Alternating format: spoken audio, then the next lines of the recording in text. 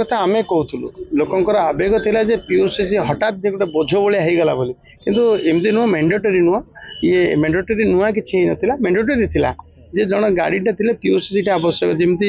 Fitness ଦରକାର, licence ଦରକାର, ସେମିତି ଆବଶ୍ୟକ ଥିଲା। ହଠାତ୍ କାର୍ଯ୍ୟକାରୀ କରାଗଲା ଭଳି ଲୋକ ଭାବିଲେ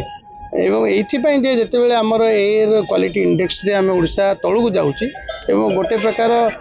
ବାଧ୍ୟବାଧକତା ଯେ ପିୟୁସି ହେବା ଦରକାର, କାରଣ କୋଟିଏରୁ ଉର୍ଦ୍ଧ୍ୱ ଗାଡ଼ି ହେଲାଣି ଓଡ଼ିଶାରେ। ତେଣୁ ତାକୁ ଯେତେବେଳେ ଆଖି ଆଗରେ ରଖିଲେ ଆମେ ଆଉ ଟିକେ ଅମାନିଆମାନଙ୍କ ପାଇଁ ତେଲ ନାଇକି ପିୟୁସି ନାଇକି ତେଲ ନାଇ ଭଳିଆ କଲୁ, ସମସ୍ତେ ବ୍ୟଗ୍ରତାର ସହିତ ମଧ୍ୟ ପିୟୁସି ସାର୍ଟିଫିକେଟ୍ କଲେ, ପରୋକ୍ଷରେ ଗୋଟେ ପ୍ରକାର ଆଲୋଡ଼ନ ସୃଷ୍ଟି କଲେ ଏବଂ ଆମେ ବାରମ୍ବାର ଅନୁରୋଧ କଲୁ ଯେ 90 ଦିନ जो कथा कल मानवर हाइकोर्ट कहले,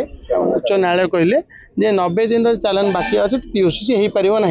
एवं जनस्वास्थ्य मामला दाखल करने लोकंर अधिकार, लोकंर स्वाधीनता मानवर कोर्ट गत काली से खारज करने सहित ये कथा को सारी